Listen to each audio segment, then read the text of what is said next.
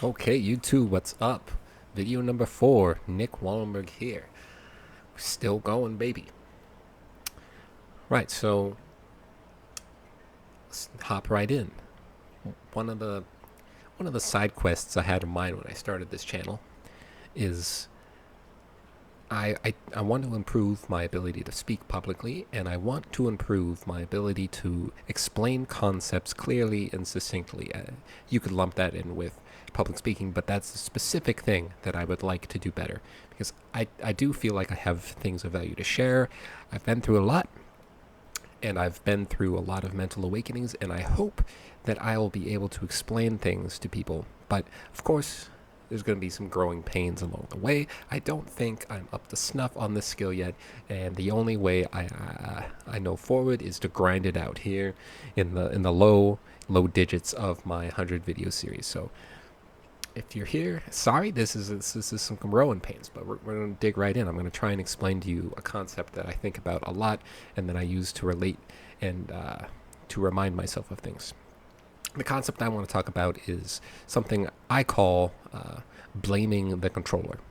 Yeah, I know, lame video game reference, but it really works for me, and it contextualizes things in a certain way that allows me to move past things quickly. So, what do I mean by blaming the controller? As a broad concept, blaming the controller is the tendency to blame outside factors or factors that are not directly under your control as being the main cause or reason that you cannot achieve your goals. Yeah. Uh, this is rooted in an old philosophy named Stoicism that's been around for a long time.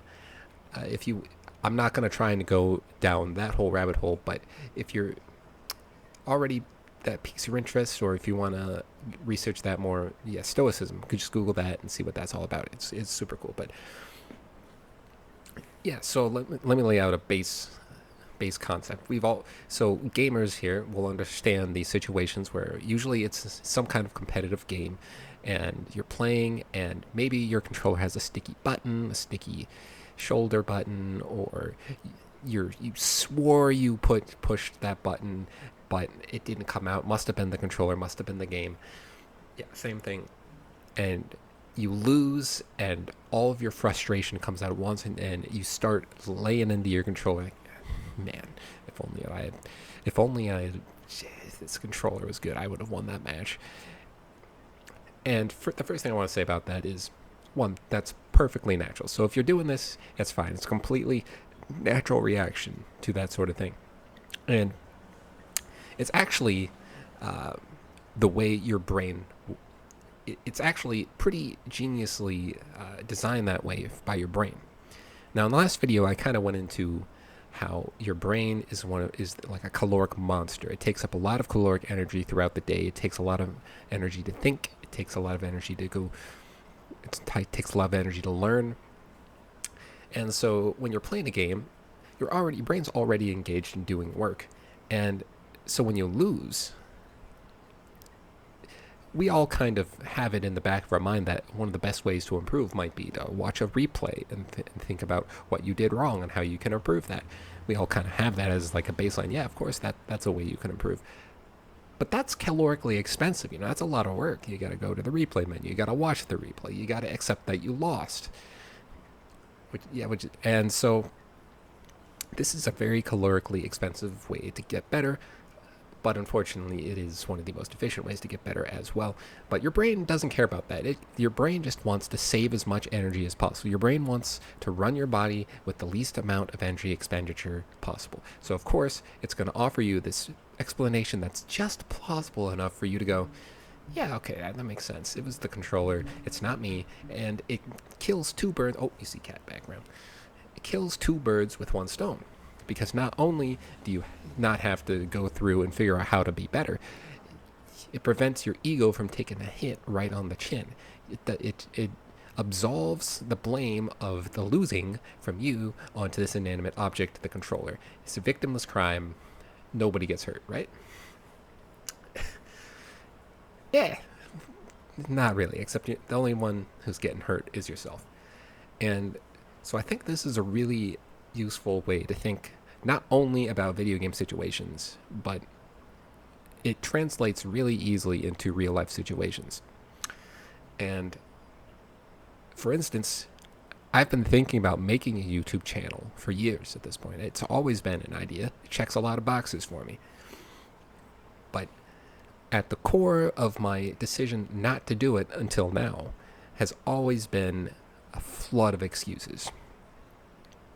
But the ones that you want to pay attention to is as soon as you hear your brain or your thoughts start to say things like, if only I had this, then I could do this. If only I had unlimited resources, then I could buy a studio and a good camera, and then I would have good content. If only I had unlimited money, then I would be able to not have a job and spend all my time filming. Once again, these are quite plausible storylines that your brain's willing to accept if you let it. That it's calorically convenient and prevents your ego from saying things like, you know, you're just too lazy to get off your ass and do it. And okay, that's a word choice that I'll have to work around because I don't like the term lazy in general.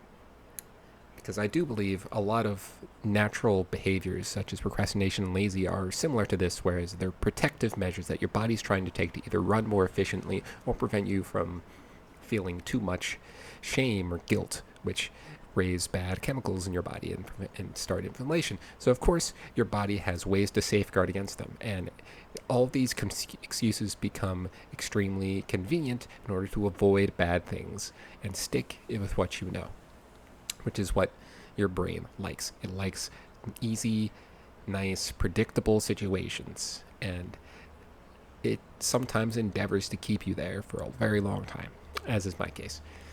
So, yeah, the key words there again are, if only this, then that. If only I have this, then that. If you ever find yourself thinking this, stop and think and reassess.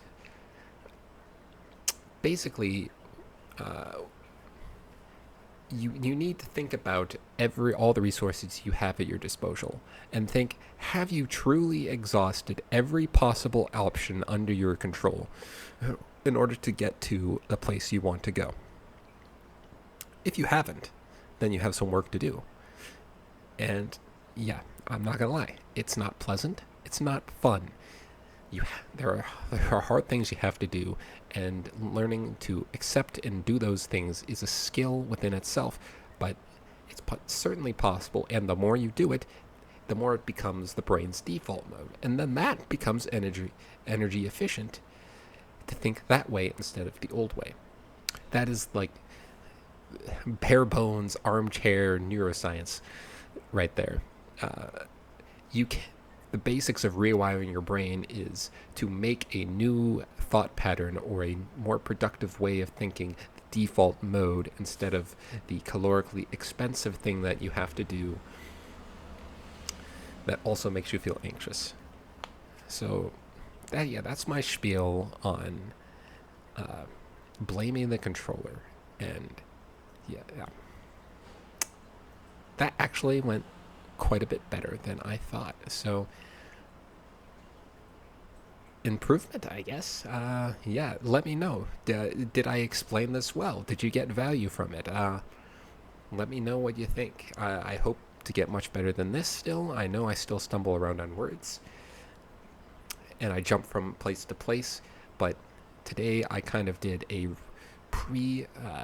pre-video run-through where I did it raw without any preparation, and then I stopped and tried again after that, and I think that worked. So yeah, I'm out here. I'm trying. I'm doing some work. I hope you liked the video. Peace out. See me for video number 5 tomorrow.